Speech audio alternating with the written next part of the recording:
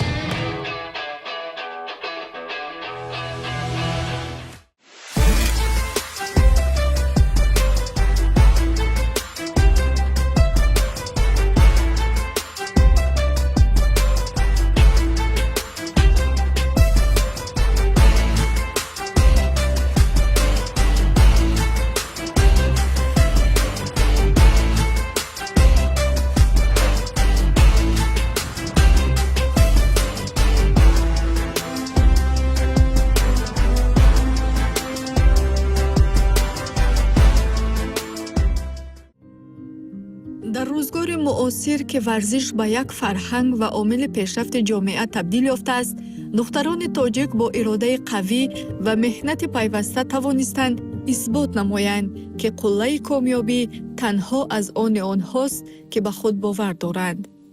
яке аз чунин чеҳраҳои умедбахш Аниса Кантаева мебошад.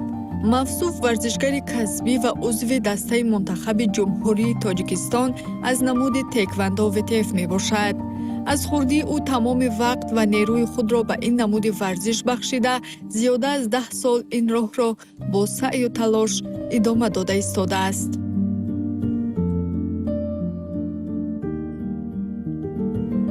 Аниса дар хурдсолиш бисёр як фарзанди серҳаракат буд. хона бас аз боғча меомаду фақат дар ҳаракат буд, дар ҷунбиш буд. фикр мекардам, ки кадом намуди варзиш ба ҳамин гудака ман тиям, ки ба хона омада камтарак ҳамин шасти гудак пас шавад. баъд апай калонияш Азиза ба теквандо машғул буд барои камтар як ҷисман ба қувват шуданашу барои саломатияш. баъд Аниса мегуфт, ки манам мехоҳам, ки теквандо машқ кунам. дар синни 6 солагиаш мо ӯро ба теквандо бурдем.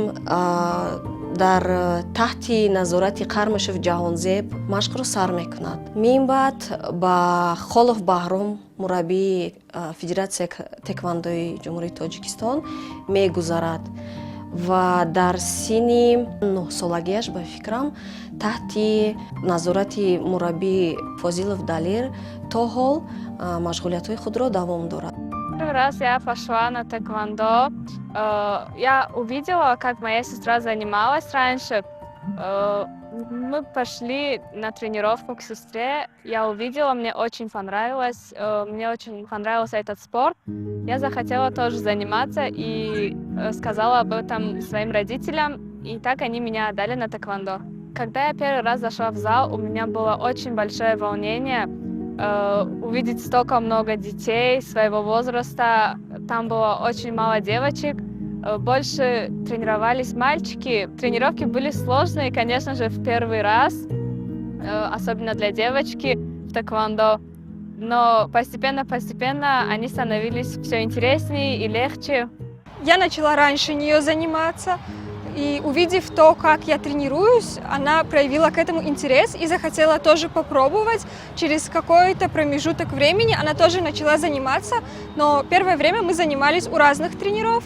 А спустя какой-то промежуток времени мы стали заниматься в одной группе и у одного тренера.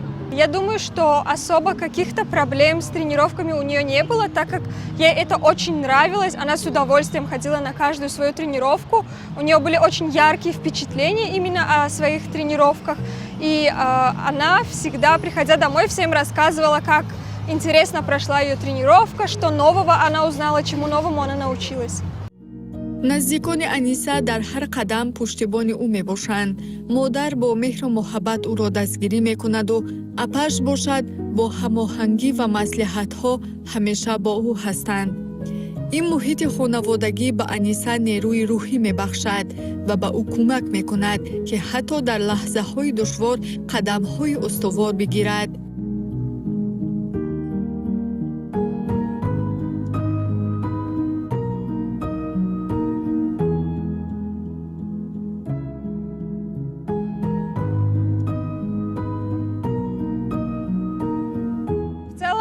Мы сами по себе семья спортсменов. У меня бабушка заслуженный тренер Республики Таджикистан по стрельбе из лука. Мама была спортсменкой и работала длительное время тренером. Сама я являюсь действующей спортсменкой по стрельбе из лука. И это помогает нам находить общий язык с Анисой, поддерживать ее.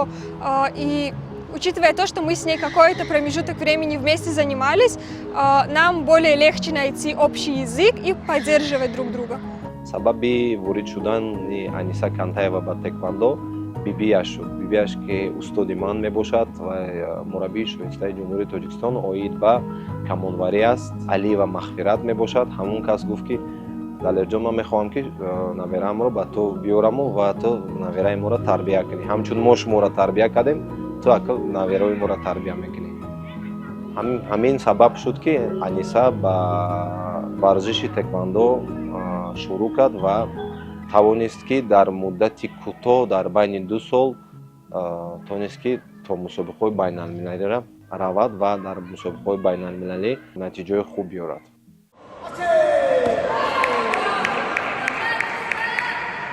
ҳар як мусобиқа барои Аниса на танҳо озмоиши қувват аст, балки имконият барои такмили малака, омӯзиш ва рушд мебошад.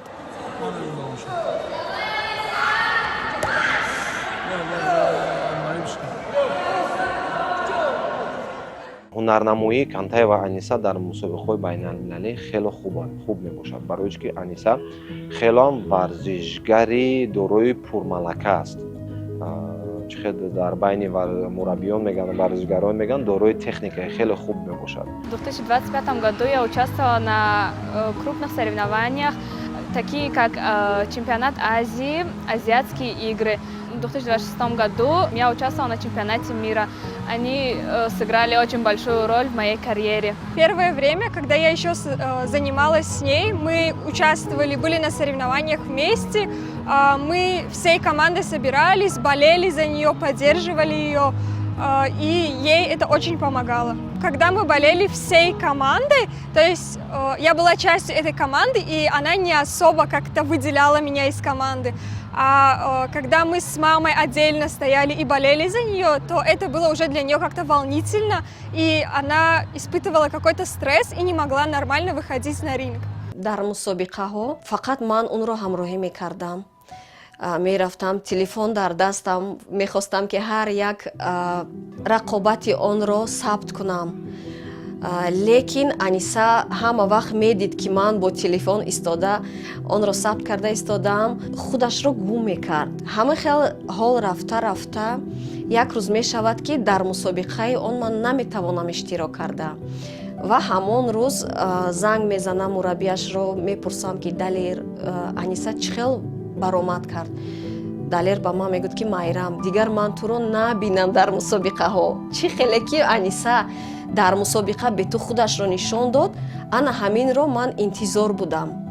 Аз ҳамон вақт рости гап дигар ман дар мусобиқаҳои Аниса иштирок намекунам. Когда моя мама приходила на мои соревнования, у меня было очень сильное волнение, потому что тревожность была очень большая, то, что я не оправдаю надежды, поэтому я просила маму, чтобы она реже приходила на мои соревнования, но я после соревнований ей всегда показывала свои бои, мы вместе смотрели, изучали, какие у меня ошибки были. тамрин намудан ба ӯ нерӯ ва устуворӣ мебахшад ва ин нерӯи дохилӣ ба ӯ имкон медиҳад ки ҳеҷ гоҳ дар роҳи расидан ба орзуҳо боз наистад.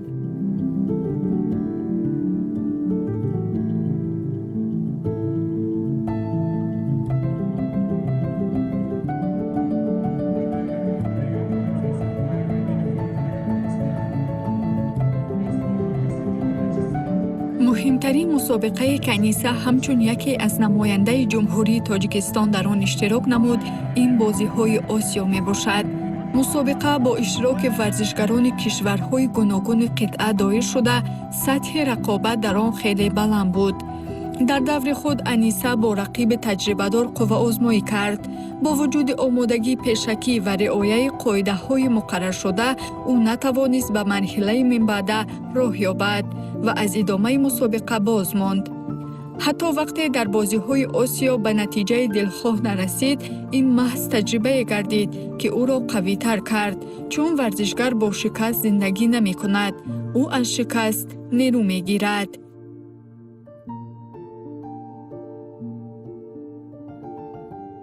муҳимтарин дастоварди Кантаева Аниса ин иштирок ва ишғол намудани ҷойи панҷум дар бозиҳои Осиё. Дар он ҷо Аниса се ҷуфт ҳарифҳои худашро бурд ва мутаассифона ба варзишгари қазоқ бохт, ки ин варзишгар ҷойи аввалро гирифт. Мы поехали на азиатские игры, также с моим тренером Фазил Далер. У нас была очень хорошая подготовка к азиатским играм. Мы ездили в Узбекистан на сборы, они проходили около 3 недель. Я выступала также в весе 44 килограмм. Это был олимпийский вес. Первая моя соперница была из Гонконга, Китай. Я успешно ее выиграла в 2 поединках. Я ее выиграла. Следующая моя соперница была девочка из Таиланда. Она была очень высокой. Это у нас очень трудно, так как рост играет очень большую роль в тэквондо. Я ей проиграла за выход в полуфинал. Но я также не расстраиваюсь. Это был для меня также опыт хороший. Я выросла, у меня больше опыта стало. Я поняла, насколько сильные бывают девочки в других странах, насколько соперницы бывают хорошие. Я буду тренироваться дальше, чтобы побеждать в других соревнованиях. имрӯз Аниса варзишгари наврасе мебошад, ки роҳашро ҳеҷ мушкилие боздошта наметавонад. вай бо иродаи қавӣ ва заҳмати пайваста роҳи интихоб кардаи худро идома медиҳад ва кӯшиш дорад, ки варзишро ба роҳи зиндагии худ табдил диҳад. ҳар як варзишгар вақте ки мағлуб мешавад, зиқ мешавад. Аниса ҳам ҳамин хел аст. ҳастанд мусобиқаҳое ки вай ғолиб мебарояд. дар ин мусобиқаҳо пас аз баромад намуданаш ба ман менависад интернетӣ, ки очаҷон, ман ҷои якумро гирифтам, метавонед манро табрик кунед. ё ин ки мусобиқа вақте мегузараду Аниса ман ба наменависад, ман мегӯм шояд ки мағлуб шуд дар ин мусобиқа. зиқ мешавад ҳатман, омада мегӯяд ки манро афтода намешавам, боз ва боз машқ мекунам ва кӯшиш мекунам ки ҳама вақт дар сатҳи ҷаҳонӣ ман номи Тоҷикистонро ҳама вақт бардорам. барои бештар ва хубтар расидан ба қуллои баландтарини варзиш, Аниса бояд зиёдтарак вақти худро дар тамрин гузаронад ва ҳаракат кунад, ки ғизои хуб хӯрад ва вақташ машқро кунад, ба вақташ хоб кунад. Я думаю, что спорт очень повлиял на ее дисциплину. Она стала более уверенной в себе, на людях стала чувствовать более уверенной в себе. Даже если посмотреть моменты, когда она училась, то и в школе это заметно, так как дисциплина, она все равно делает свое дело. Благодаря спорту она научилась контролировать себя, свои эмоции, проявлять дисциплину. И в жизни это очень важно, это очень нужный, скажем так, фактор. Это помогает ей в каждодневной жизни, также помогает очень сильно в учебе.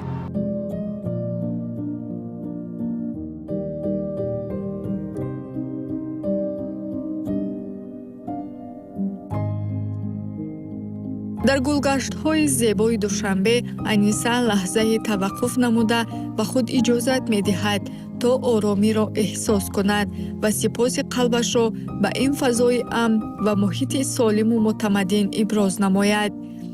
оромии шаҳр на танҳо зебоӣ, балки сарчашмаи нерӯи рӯҳӣ ва ангеза барои дастовардҳои нав аст.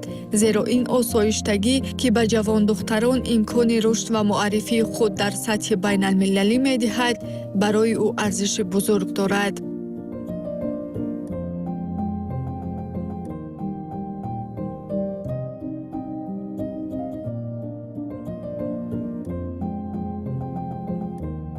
Спорт играет большую роль в моей жизни, потому что как-никак дисциплина появляется у спортсмена, появляется ответственность очень большая. Еще у нас появляется самозащита, мы можем за себя постоять в любое время.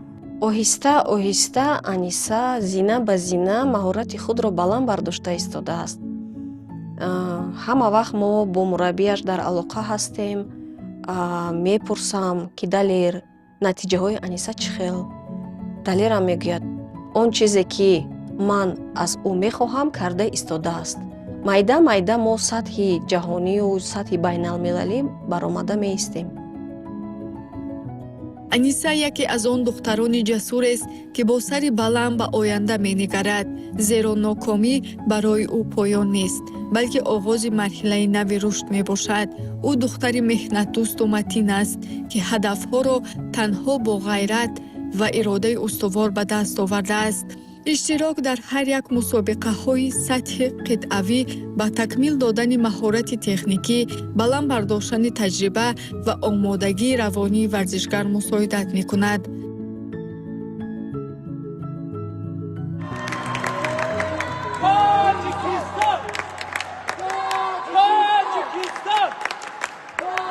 Недавно проходил чемпионат мира, он проходил в Узбекистане. Мы туда поехали всей командой, почти в каждой весовой категории были люди из Таджикистана. Мы все поехали туда хорошей подготовкой. Я выступала в весе 46 килограмм. Первой моей соперницей была девочка из Киргизстана. Она была очень хорошей соперницей. Я ее выиграла досрочным счетом. После этого была одна девочка, она была из России. Также моя соперница была очень высокой, мне было очень трудно с ней выходить, спарринговаться, потому что рост все-таки выше, ноги длиннее. Мне было немножко трудно, но я проиграла все-таки. Я буду также тренироваться, не опускать руки, слушаться тренера, что он мне будет говорить в дальнейшем, и будем готовиться к более высокому уровню, другим соревнованиям. дар телеграм волидайнони варзишгарон як гурӯҳ кушода будем, ки дар он ҷо мо рақобатҳои фарзандони худро тамошо мекардем. мо дар хона шишта тамошо карда ба эҳсосот дода мешудем. Мехостем албатта акун ҳар як волидайн мехоҳад ки фарзанди ӯ ҷои якумро гирад, ба давлати худаш медали тилло орад. Аниса баъди иштирок намудан дар чемпионати ҷаҳон дар баробари барномаи муқаррарӣ машқҳои иловагиро оғоз намуд, ки ҳадафи онҳо беҳтар кардани натиҷаҳо дар мусобиқаҳои минбаъда мебошад.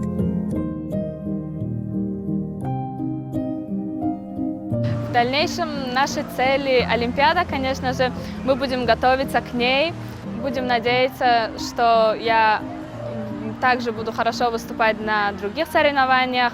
Мы с моим тренером будем очень много работать над моими ошибками, чтобы у меня все получалось все лучше и лучше. Я очень ею горжусь, теми результатами, которые она добилась. И в дальнейшем хотелось бы пожелать ей еще больших успехов в спорте, чтобы она его не бросала, продолжала свою спортивную карьеру, развивалась в этом направлении и еще больших побед. агар Аниса сидқан ба ин варзиш дода шавад, сидқан ҳаракат кунад ва метавонад чемпиони Осиё шавад, бозиҳои Осиё бонуи метавонад ки бонуи шавад ки якуми медали бозиҳои олимпиро барои давлату миллати мо биёрад. Аниса намунаи рӯшани он аст, ки бо дастгирии оила, иродаи қавӣ ва меҳнати пайваста ҳатто орзуҳои аз ҳама бузург амалӣ мешаванд. мо итминон дорем, ки номи Аниса дар солҳои наздик дар соҳаи варзиш боз ҳам баландтар садо медиҳад.